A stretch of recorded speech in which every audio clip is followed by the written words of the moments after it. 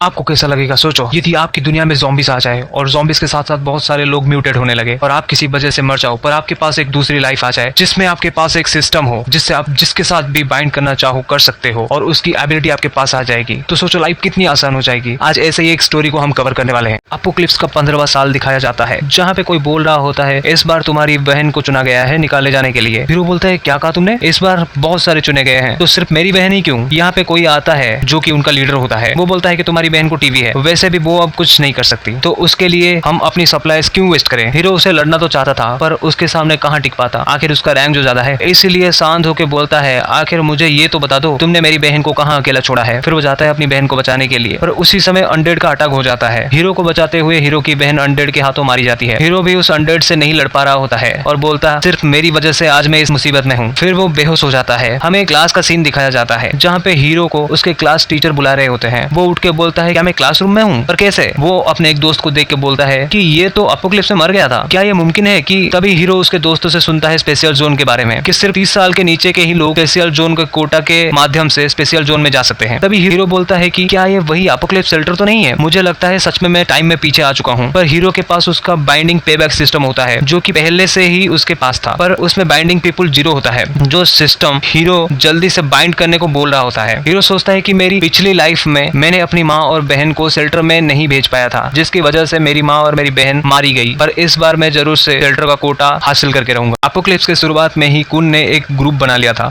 जिंदा रहने के लिए। मेरे और मेरे बहन के पास उसके साथ शामिल होने के अलावा कोई दूसरा रास्ता नहीं था, पर वो हमें हमेशा मारता था और ऑर्डर देता था जैसे कि हम उसके नौकर हों, तब तक जब तक मैंने एक अवेकनर की ताकत पहली बार नहीं देखी थी। वो बोलता है कि इस बार तुम्हें बचाने की बारी मेरी है। तभी हमें कियान कुन लोन कंपनी का सीन दिखाया जाता है। यहाँ पे जियांग कुन और उसके आदमी आके एक लड़की को परेशान कर रहे होते हैं। ये वही लड़की होती है जिसकी बात कर रहा होता है हमारा हीरो कुछ देर पहले। जियांग कुन बोलता है इतना जल्दी में मत रहो, यदि ब्लेम करना है तो अपने यूजलेस पापा को करो जिसने कि हमारे पैसे दिए बगैर सुसाइड कर ली और तुम्हारी माँ भी भाग गई और दोनों तुम्हें छोड़ गए तुम्हारे पिता का कर्जे उतारने के लिए, तो तुम्हें मेरी बात माननी पड़ेगी तब तक जब तक मेरा मन ना भरे। लड़की उसे रोकने की कोशिश तो करती है पर तभी हमारा हीरो की एंट्री होती है। सभी बोलते हैं ये कौन है, बाहर निकालो इसे। हीरो मैं कौन हूँ, मैं एक सुपर हीरो हूँ। शायद इस समय इन सभी को पता नहीं होता हीरो के बारे में क्योंकि अपोकलिप्स स्टार्ट नहीं हुआ है अभी तक। अभी सभी उसे मारने जाते तो हैं पर हीरो सबकी बचा देता है। जियांग कुन पूछता है तुम ये सब क्यों कर रहे हो और तुम हो कौन। हीरो बोलता है हाँ मैं तो यहाँ पे कर्जा उतारने आया था जो तुम्हें भविष्य में भुगतान करना पड़ेगा। जियांग कुन को समझ नहीं आता कि वो किस कर्जे की बात कर रहा है। फिर हीरो उसे जम के धोता है। लड़की के पास जाके हीरो पूछता है क्या तुम सही हो। तभी उसे याद आता है और जियांग कुन से पूछता है लुहो कहाँ है। लुहो वही चीज है जो कि कागजात है कर्जे के। पहले तो जियांग कुन मना कर देता है पर बाद में टेबल के ऊपर रखा हुआ एक कागज को दिखाता है। फिर हीरो लड़की के पास जाता है और बोलता है अब तुम्हें किसी को कुछ देने की जरूरत नहीं है, पर लड़की उस पेपर को फाड़ देती है और बोलती है मैं पहले से ही किसी से कुछ ओ नहीं करती। हीरो को उसके सिस्टम में उस लड़की के साथ बाइंड करने का अपॉर्चुनिटी दिखता है पर वो अवेकन नहीं हुई होती है, इसलिए हीरो बोलता है मुझे उसे हेल्प करना होगा ताकि वो अपनी एबिलिटी अवेकन कर सके। हीरो बाहर आते ही काले रंग की बारिश को देखता है और हमें पता चलता है कि ये अपोकलिप्स की शुरुआत है। हीरो के सिस्टम पे दिखाता है कि उस लड़की को ए रैंक की मेटल कंट्रोल एबिलिटी मिली होती है और हीरो को एस रैंक की। हमें सारे रैंक के बारे में पता चलता है कि एस रैंक से ऊपर वाले रैंक बहुत ही ज्यादा सुप्रीम होते हैं। उसके साथ साथ कॉम्बैट एबिलिटी रैंक भी बहुत सारे होते हैं। यदि एक अवेकनर के पास ए रैंक भी हो और कैटास्ट्रोफ रैंक हो, वो अवेकनर एक ए रैंक और डिजास्टर रैंक वाले बंदे को भी हरा सकता है। हीरो बोलता है पिछली जिंदगी में बाइंड एबिलिटी बहुत खराब थी, उसमें मैं मुश्किल से ही पहुंच पाता टायरेंट रैंक के डिस्ट्रक्टिव पावर तक। उस सिस्टम के तरफ से मिला रिवार्ड भी वो रिडीम करता है और बोलता है एस रैंक एबिलिटी भी बहुत अच्छा है। वो लड़की भी उसके पास आके देख उसकी और इसका एबिलिटी सेम है। वो हीरो से इसके बारे में पूछती है पर हीरो उससे कैसे बताता कि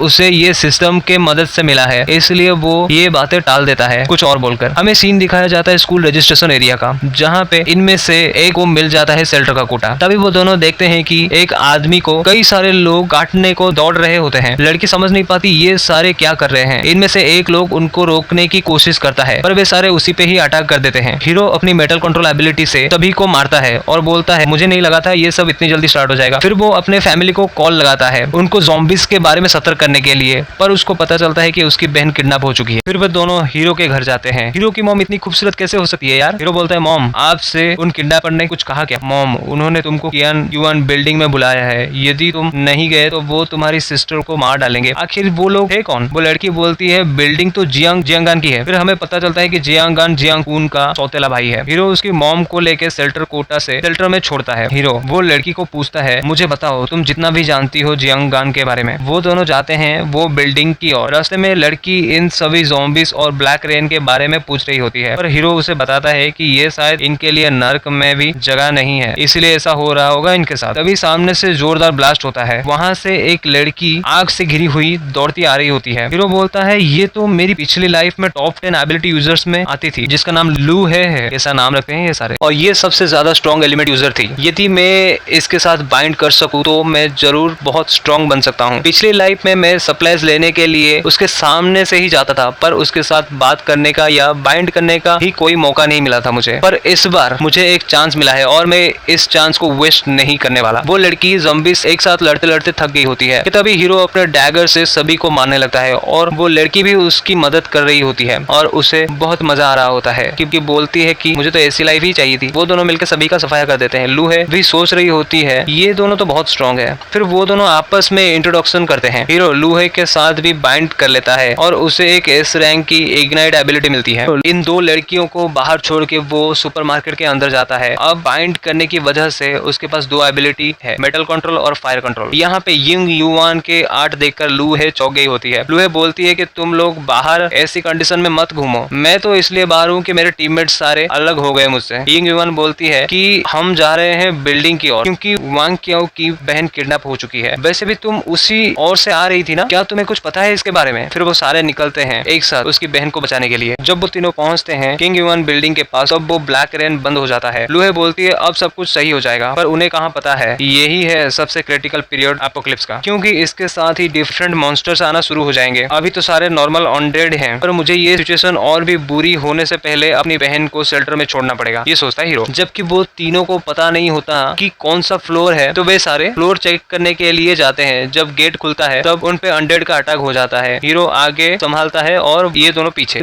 तो दोस्तों आज के लिए बस इतना ही। मिलते हैं आपको अगले वीडियो में, तब तक के लिए take care and bye bye दोस्तों। और दोस्तों मुझे आप लोग ये भी बताना कि मैं एनीमे एक्सप्लेनेशन का वीडियो लाऊं कि नहीं। मैं लाना चाहता हूं तो आप लोग ये कमेंट में मुझे ज़रूर बताना।